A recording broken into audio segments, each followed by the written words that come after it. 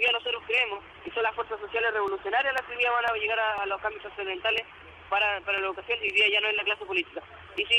Y nosotros vamos a hacer un llamado categórico desde los estudiantes, desde nuestros trincheros hoy día, y decir, hoy día ya hacemos un llamado a que esa gente que hoy día se ha sentado, hoy día no es capaz, hoy día no es capaz de entender hoy día la sensibilidad de la ciudadanía, que no se vuelva a votar por ellos, y que este personaje que hoy día tiene un 26%, que cuando llegue al 1% lo vamos a donar a la iglesia, que cuando finalmente baje más aún su porcentaje de aprobación, finalmente este tipo entienda que tiene que dar un paso al lado.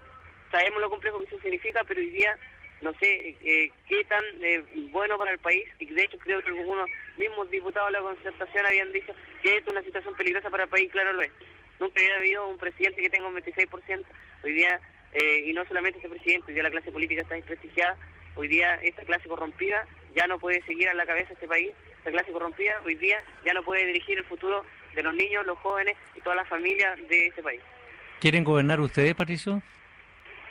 Nosotros queremos que gobierne personas, no necesariamente los estudiantes. Nosotros queremos que estas personas, esta clase política, dé un paso al lado y dé paso al ciudadano libre a que ser capaz también de generar una nueva forma de hacer política, ya, porque esta manera de hacer política ya hoy día no representa. ¿Pero quién, por ejemplo? ¿Quién le gustaría que gobierne?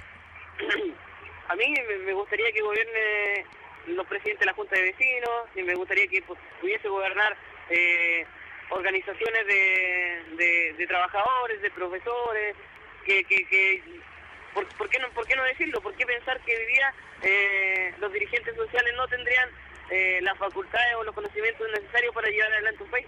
Sabemos que esto es una transformación mucho más de fondo y quizá un cambio revolucionario, pero hoy día no queremos que estos ladrones de cuello y corbata hoy día sigan en la cabeza de nuestro país, sino que sean otras fuerzas, las fuerzas sociales, los dirigentes sociales, las comunidades y los ciudadanos comunes y corrientes, los que pudiesen hoy día estar a la cabeza de este país y poder dirigirlo en favor de ellos mismos.